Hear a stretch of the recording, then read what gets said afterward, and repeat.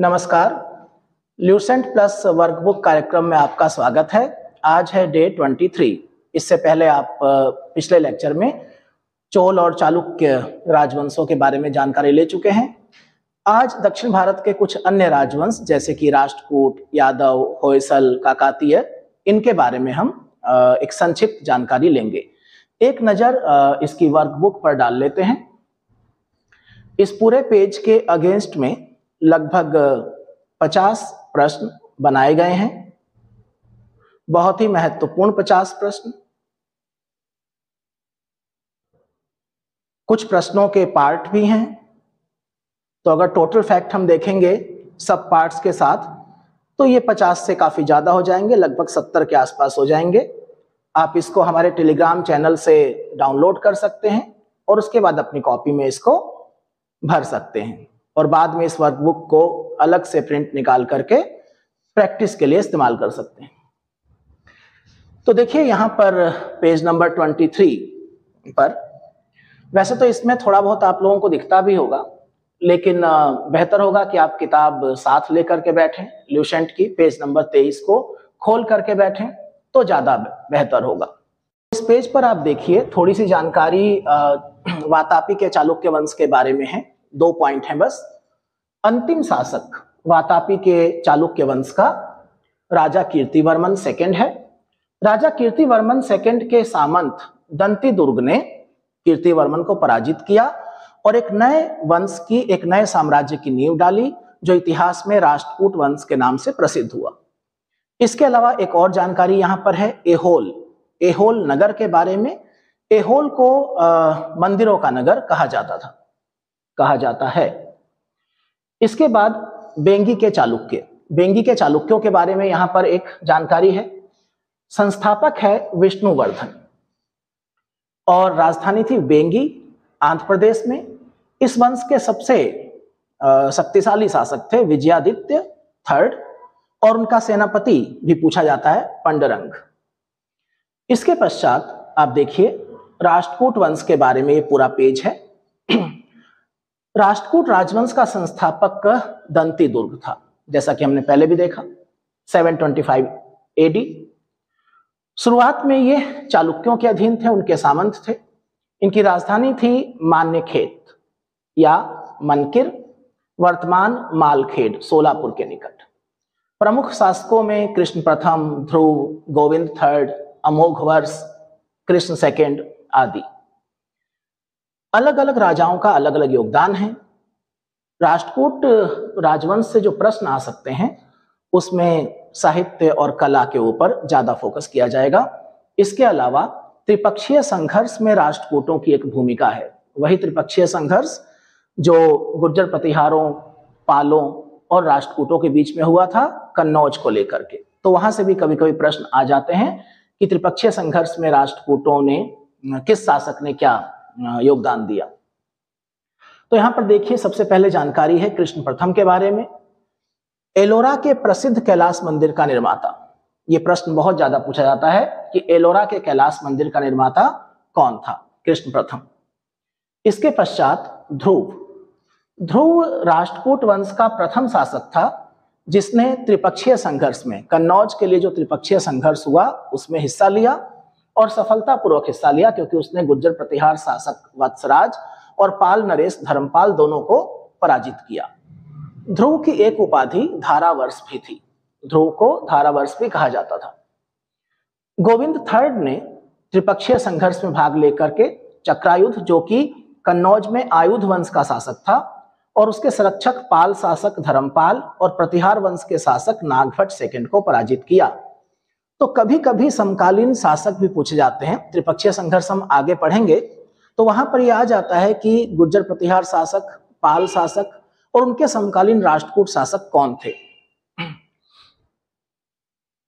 पल्लव, पांड्य, केरल और गंग शासकों का दक्षिण भारत में एक संघ था जिसे गोविंद थर्ड ने पराजित किया। अमोघवर्ष शांति के समय में सबसे महान राष्ट्रकूट शासक माना जाता है। जैन धर्म का अनुयायी था।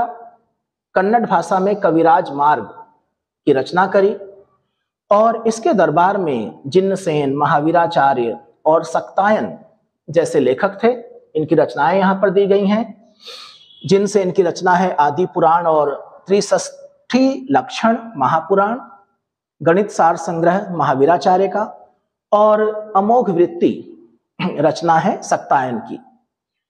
अमोघ वर्ष ने तुंगभद्रा नदी में जल समाधि लेकर के अपने जीवन का अंत किया। यह प्रश्न भी महत्वपूर्ण है। इंद्र थर्ड के शासनकाल में एक अरब यात्री अल मसूदी भारत आया था और इसने राष्ट्रकूट शासकों को भारत का सर्वश्रेष्ठ शासक कहा है। राष्ट्रकूट वंश का अंतिम महान शासक, अंतिम महान की बात हो रही है, ना कि अंतिम की, कृष्ण थर्ड, इन्हीं के दरबार में कन्नड़ भाषा के कवि पोन्न रहते थे, जिन्होंने शांति पुराण की रचना की थी।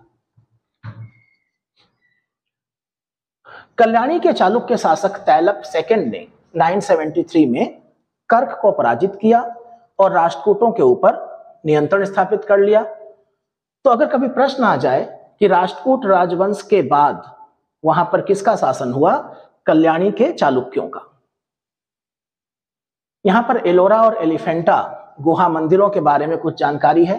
राष्ट्रकूटों के समय वहां पर जो निर्माण कार्य हुए, एलोरा में 34 रॉक कट या शैलकृत गुफाएं हैं, जिसमें गुफा संख्या 1 से 12 तक बौद्धों, 13 से 29 तक हिंदुओं और 30 से 34 जैनों की गुफाएं हैं।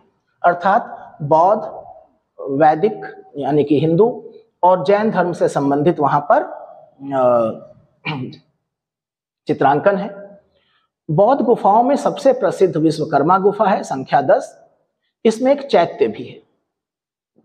पहाड़ को अंदर से ही काट करके 2 मंजिल 3 मंजिल बनाया गया है, जिनको 2 थल 3 थल नाम दिया गया है।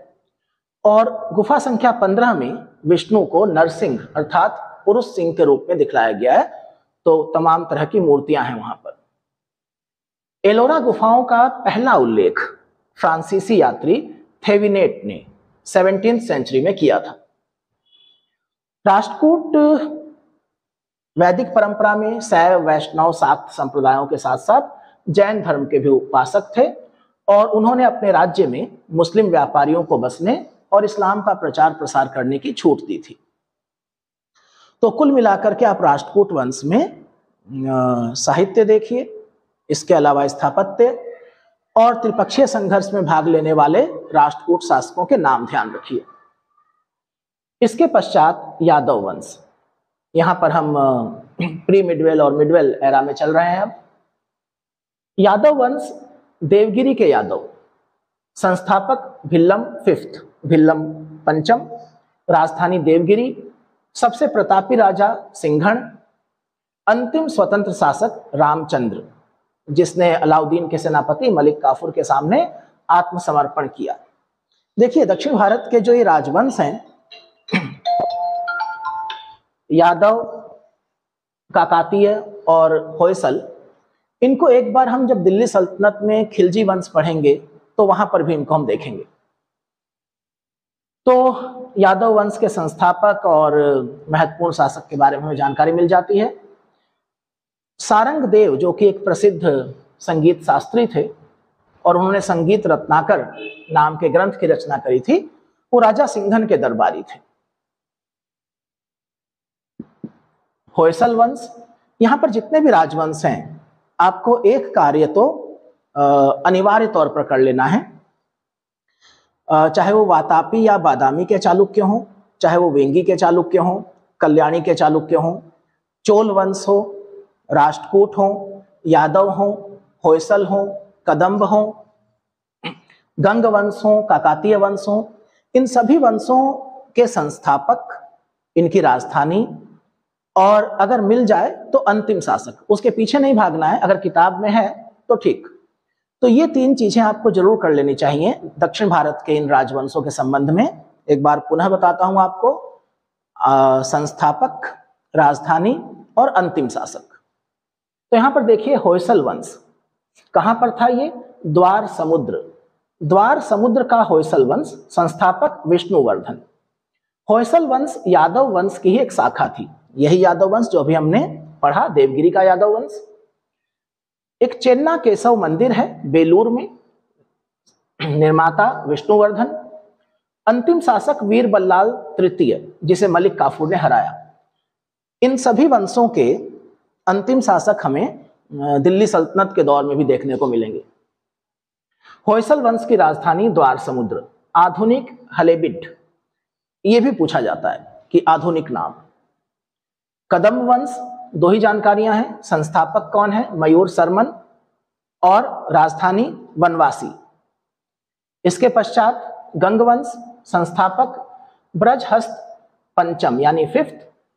अभिलेख में पहला नाम मिलता है कोंकणी वर्मा का, जो प्रथम शासक था। प्रारंभिक राजधानी कुलाल कोलर, जो बाद में तलकाड हो गई। और एक गंग शासक माधव प्रथम, जिसने दत्तक सूत्र पर एक कमेंट्री, एक टीका लिखी। देखिए, हर वो राजा महत्वपूर्ण है जिसने थोड़ी सी भी कलम चलाई हो, अर्थात जिसने कोई किताब लिखी हो। काकातीय वंश, काकातीय वंश का संस्थापक है बीटा प्रथम, जिसने नलगोंडा में हैदराबाद एक छोटे से राज्य का गठन किया। राजधानी थी अमकोंड।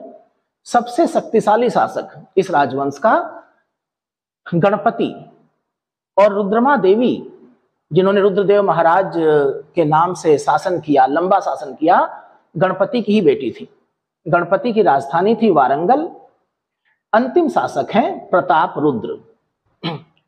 यहां पर दो उपाधियां हैं, रायगज केसरी और दयागज केसरी।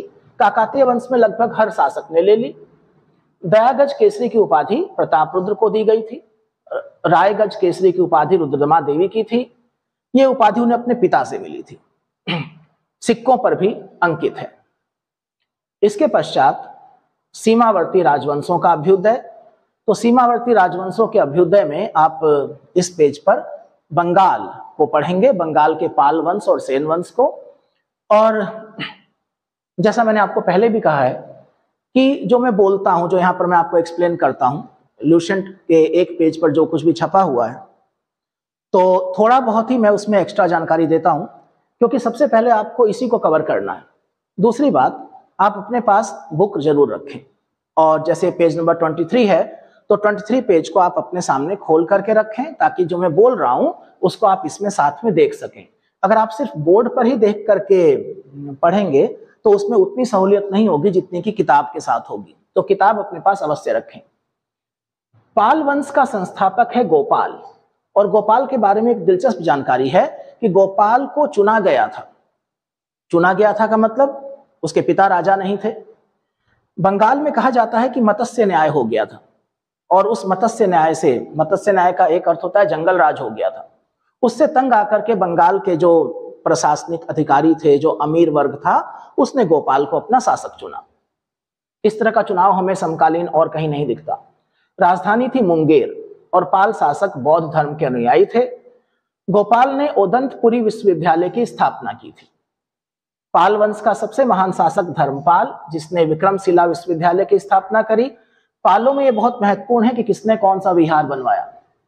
कन्नौज के लिए जब त्रिपक्षीय संघर्ष हुआ तो उसमें भी पालों ने हिस्सा लिया। उधर गुर्जर प्रतिहार थे ही, और अभी हमने राष्ट्रकूटों को पढ़ा था, राष्ट्रकूटों ने दक्षिण भारत से उसमें हस्तक्षेप किया था। तो त्रिपक्षीय संघर्ष पाल वंश, गुर्जर प्रतिहार वंश और राष्ट्रकूट के बीच हुआ। प्रश्न यह आएगा कि पाल वंश की ओर से सबसे पहले त्रिपक्षीय संघर्ष में कौन शामिल हुआ।